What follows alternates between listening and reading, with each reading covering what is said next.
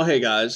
Today while I was working, I had Jim Hunt podcast on the background. Amazing Cities and Towns, hosted by former Clarksburg mayor, former or past president of the National League of Cities. I listen to it occasionally, usually in the car, traveling back and forth from West Virginia, Ohio. And it helps fill in some blanks for me on different things. Um, Today's episode, or the one I listened to today, was very interesting and timely because it was talking about the water crisis in the United States, and which is really reflective of a crisis of trust in local government. In many cases, he had um,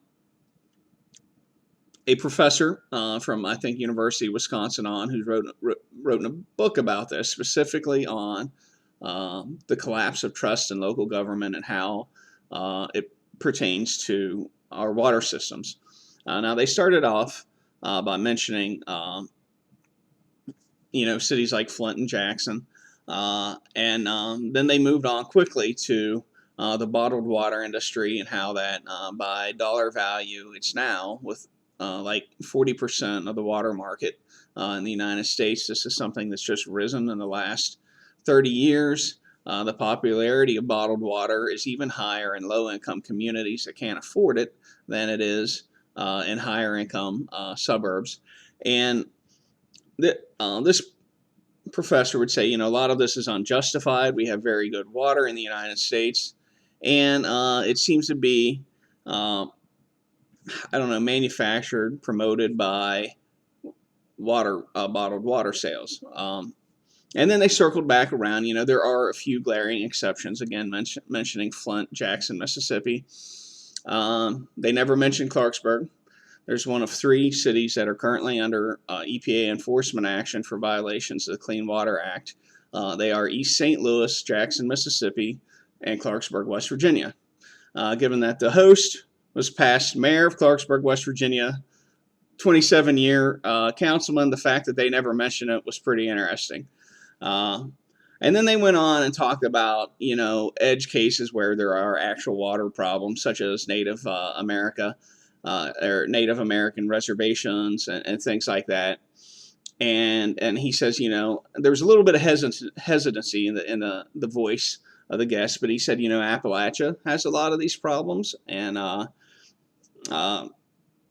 they went on to talk about that, and the discussion mostly centered around the small systems there just not being able to afford their infrastructure, and they need to combine. Maybe they don't have the talent, they can't afford the talent, water operators and things like that. All in all, I think a lot of good points were brought up.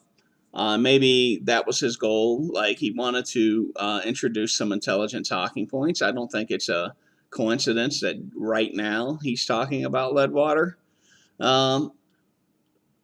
But at the same time, I think he dodged some of the bigger and more relevant issues to that discussion and to Clarksburg specifically.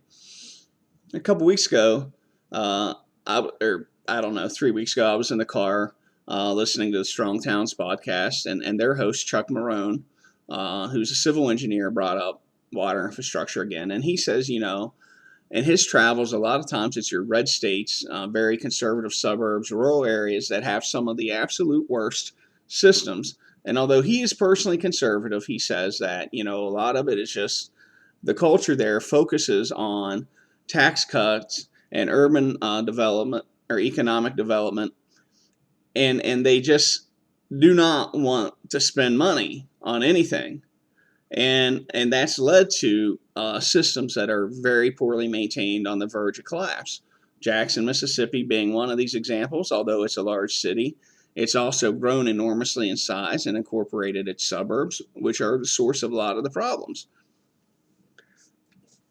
Now in Clarksburg, just a few months ago, or a year and a half ago, we get the $6.3 million from the federal government, with the strong suggestion being spend this on water and sewer infrastructure. The very first suggestion anybody made was to demolish the Waldo for economic development, because we're not going to get the money to do this otherwise, and there's several businesses that might want to go in there.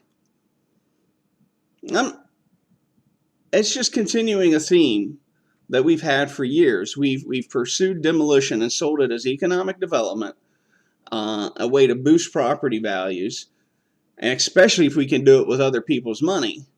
And I always thought our demo program was done with our extra money, and I thought it was a shame that we were spending the little bit of spare money we had on it. Recently, I found out we were not spending extra money. We were just blatantly not spending on our sewer infrastructure. We were neglecting it, and right now that neglect is interfering with our ability to fix the lead water crisis. All of this is not an imaginary problem. This is not some advertising campaign by Big Water to snooker us poor hicks out here in Clarksburg. These are real problems, and they result from our civic leaders and politicians pursuing the wrong priorities in government. I'll holler at you later.